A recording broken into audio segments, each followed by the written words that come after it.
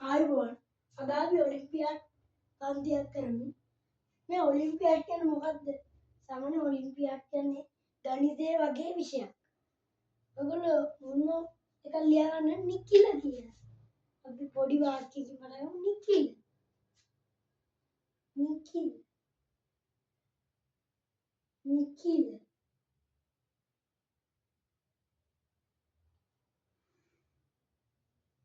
නිකිල කියන්නේ පූර්ණ සංඛ්‍යාව.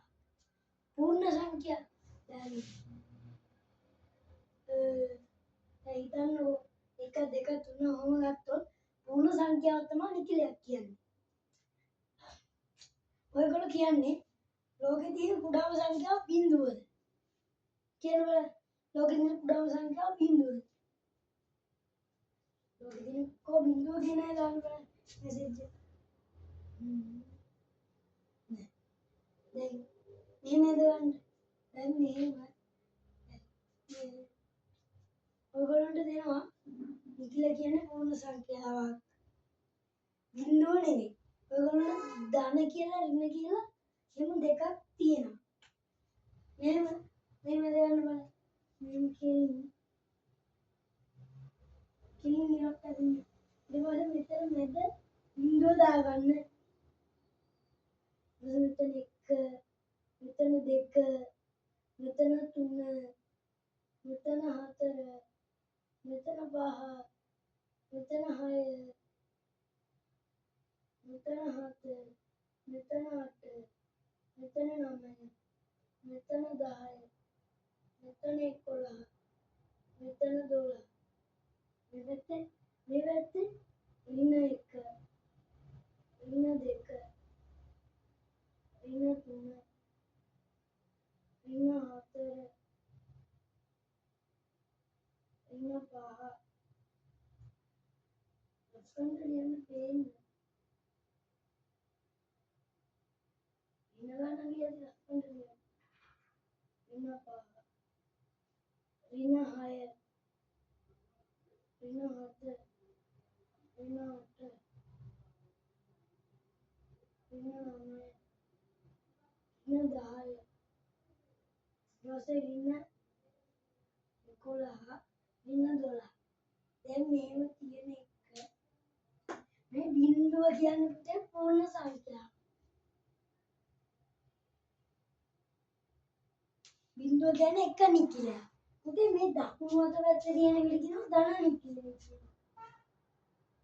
ධන නිකිල. ධන නිකිල.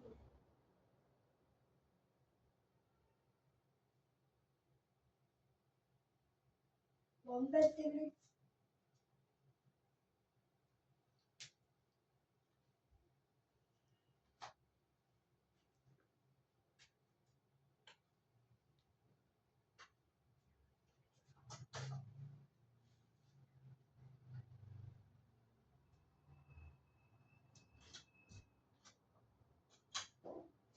වම් පැත්තකට කියනවා ඍණ නිකිල. ඍණ නිකිල.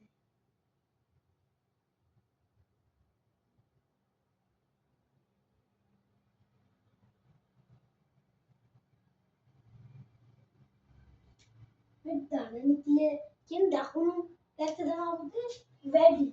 මේ ඍණ කියන්නේ බිඳුවට එකක් අඩු එකක් තමයි බිඳුවට එකක් අඩුයි ඍණ 1. ඍණ 1ට එකක් අඩුයි ඍණ 2. ඍණ 2ට එකක් අඩුයි ඍණ 3. හැම තිස්සෙම දකුණේ තියෙන එක තමයි වැඩි. දකුණ තමයි වැඩි. වම අඩු. වම දකුණ වැඩි. මම කියන එක තේරෙනව නේද? නිකිල කියලා එකක් තියෙනවා ඍණ නිකිල ධන නිකිල. ඍණ කියන එක අඩුයි. කට දැන් මෙහෙම එකක් තියෙනවා. ඒකට කියන්නේ අසමාන ලකුණ. අසමාන තා ලකුණ.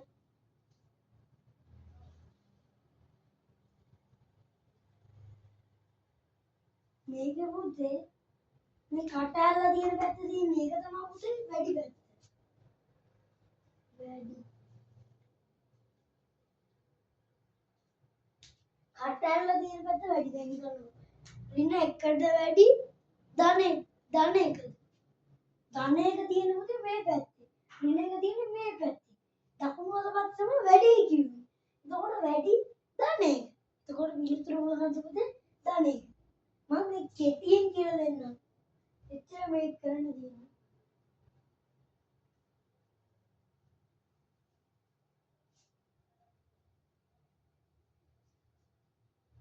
මම අදපුවට කියන සංඛ්‍යා රේඛා.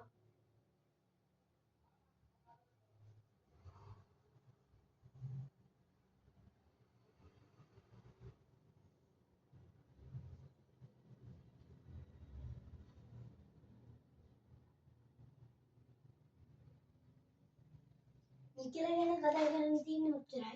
ඊට පස්සේ මේ නිකිල කියන එක ඔයගොල්ලෝ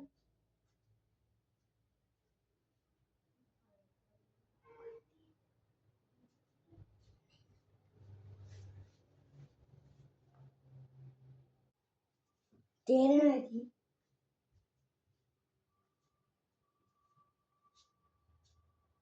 නිකිල කියන්නේ පූර්ණ සංඛ්‍යාව. ඔයගොල්ලන්ට මේ නිකිල කියන පාඩමේ ඔච්චරයි දැනගන්න තියෙන්නේ. ඊට පස්සේ තියෙනවා සදිශ සංඛ්‍යා. සදිශ සංඛ්‍යා නිකිල වලට අයත් කොටස.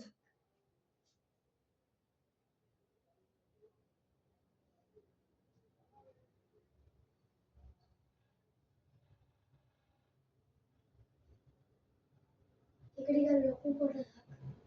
සදිශ සංඛ්‍යා. සදිශ සංඛ්‍යා කියන්නේ පුතේ දැන් මේ පූර්ණ සංඛ්‍යාව නිකිල එකතු කරනවා අඩු කරනවා බෙදනවා ගුණ කරනවා. ඔන්න ඕක. මෙහෙම ලියගන්න. ඉතින් ලියගන්න. නිකිලයක් මේක ලියගන්න. තව ලකුණක් දාලා.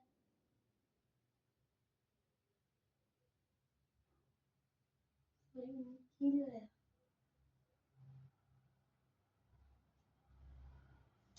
ඊළඟ ලකුණු ලියන්න.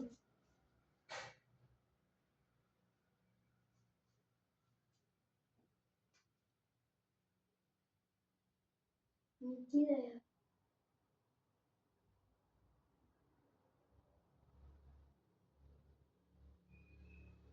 එකතු කිරීම නිකිලයක් එකතු කිරීම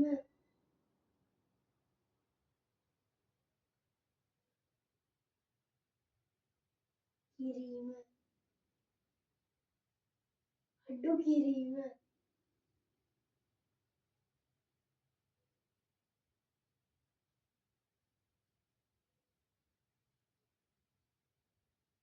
ගුණ කිරීම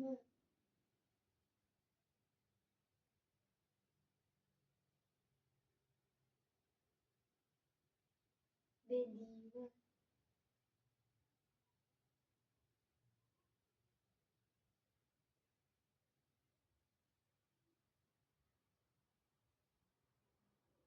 එකතු කිරීම අඩු කිරීම ගුණ කිරීම බෙදීම යන්නේ සදිශ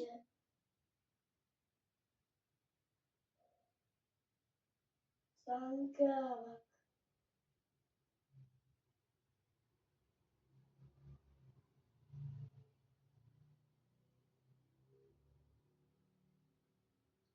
ලෙස හැදින්වේ.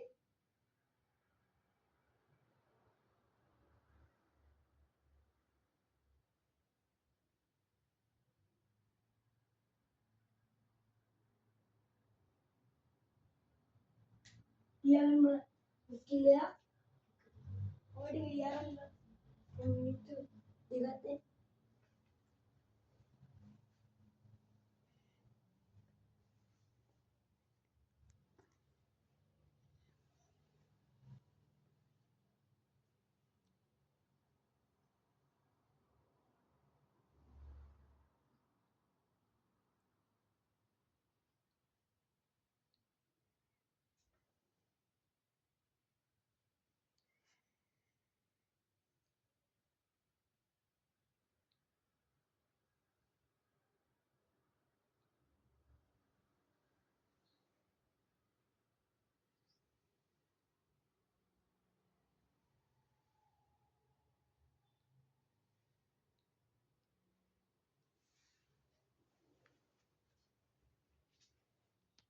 ලියාගත්තනේ.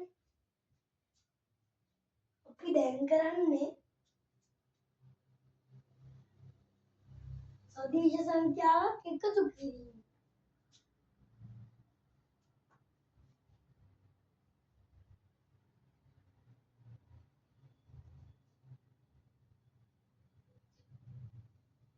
මේ කෙටියෙන් කියන්නේ දැන් හිතන්න සදිශ සංඛ්‍යාවක් එකතු කිරීම. මෙන්න පළවෙනි ගාන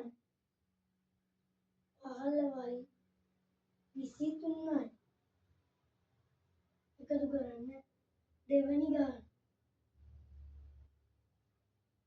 30යි 60යි එකතු කරන්න. තුන්වෙනි ගාන 35යි 5යි එකතු කරන්න.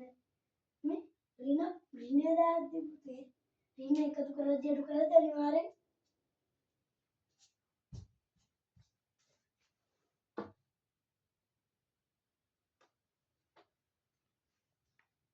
ඍණ එකතු කරද්දී අඩු කරද්දී අනිවාර්යෙන් පුතේ මෙම සරල වරහණක් දාන්න ඕනේ.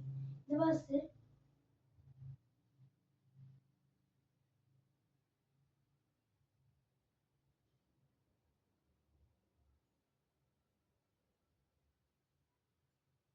හදන්න බෑ. මිනිත්තු 5ක් දෙන්න. හොඳයි.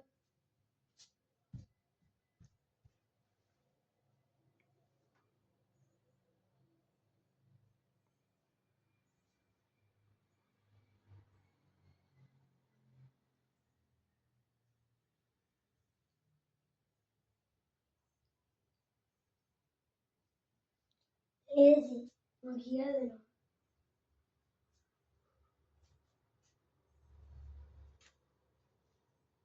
අදවනේ 5යි 3යි 8යි 2යි 1යි 3යි ඒවා ඒගොල්ලෝ දන්නවා. බිංදුවේ බිංදුවයි බිංදුවයි 6 3යි 9. මේක අපි දන්නේ නෑ. තේරුණාද? මේකට පුතේ ඉන්න 5 නෙමෙයි. ඉන්න 15 ගන්න. තව විනාඩියක් වැඩියෙන් දෙන්නම්.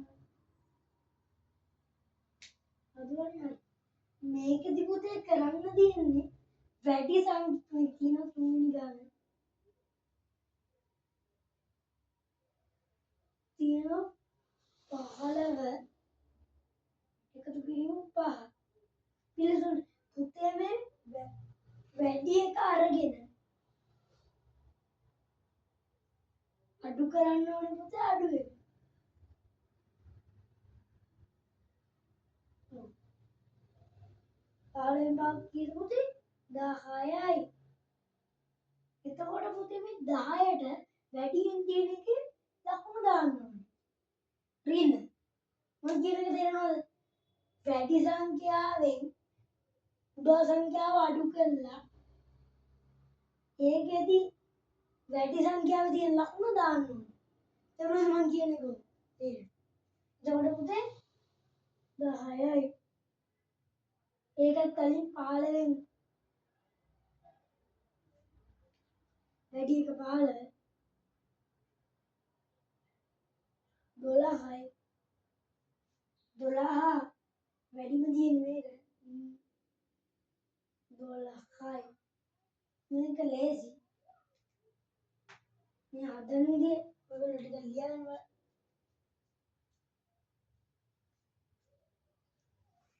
අද මම කරන්නේ මේ එකතු කිරීම ගැන විතරයි.